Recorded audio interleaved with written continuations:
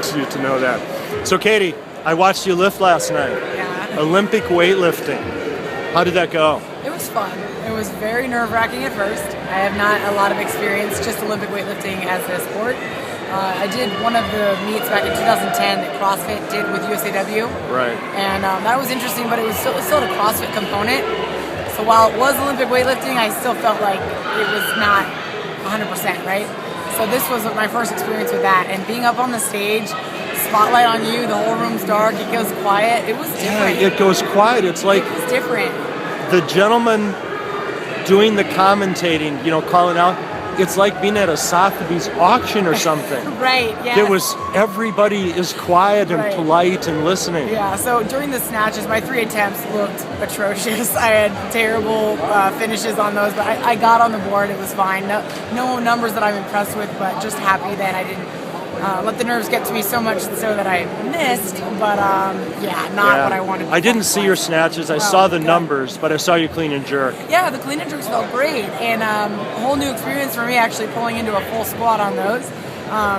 Not such a big deal, but for me, my fallback whenever the weights get heavy is to power clean. So just muscle it up. Yeah. So I've been really working on the technique of pulling under and the confidence, more so for standing it up. I know that I'm strong, but just, how I've been catching in the bottom of a squat clean and, how long my femurs are, I tend to get in a bad position really easily, kick my hips up high, and dump the weight.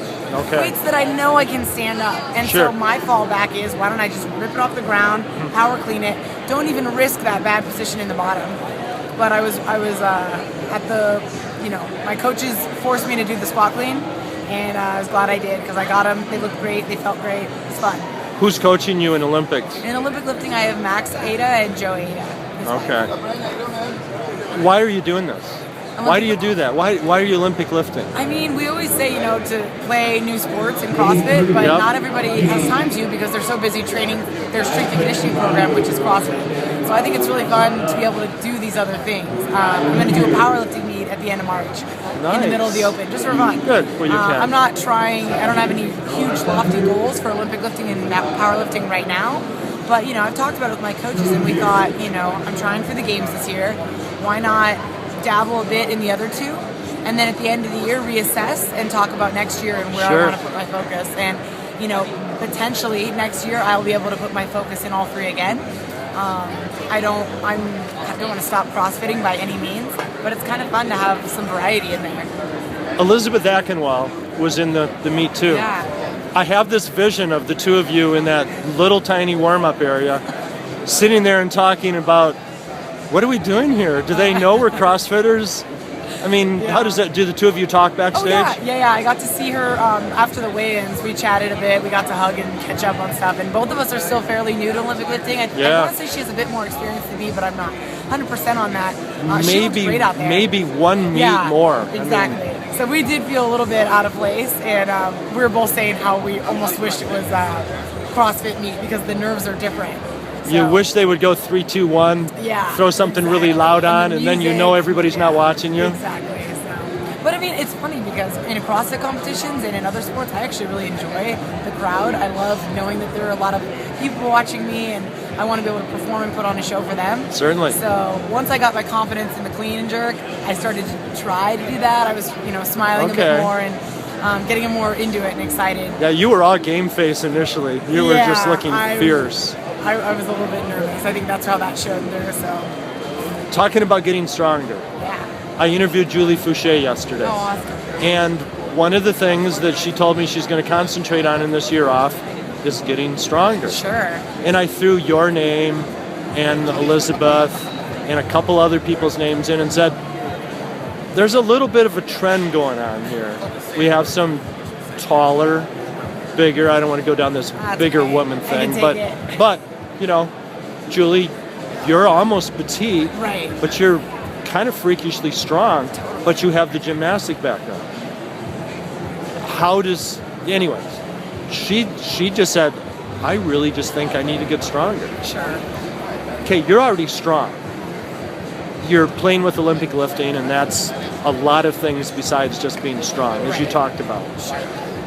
What do you hope happened with your CrossFit abilities from last year to this year? What have you worked on in the off season?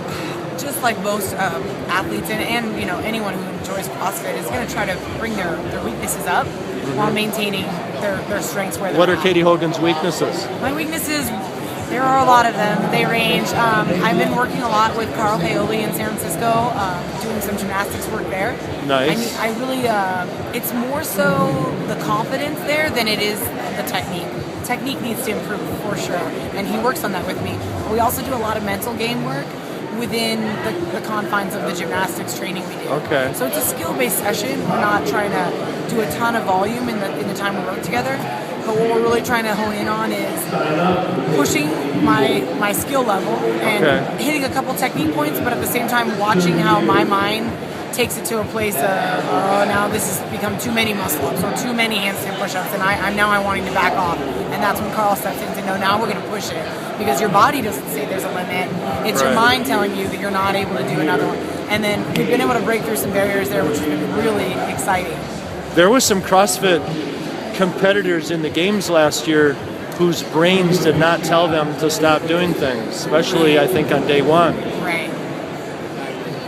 Do you feel that, I mean, CrossFit seems to have an unusual ability to take a genetically gifted athlete and allow them to, you know, I don't think you're disabling your Golgi tendon reflex, but you're doing things that probably you don't go into it knowing you're going to do. Oh yeah, I agree. Do you enjoy that?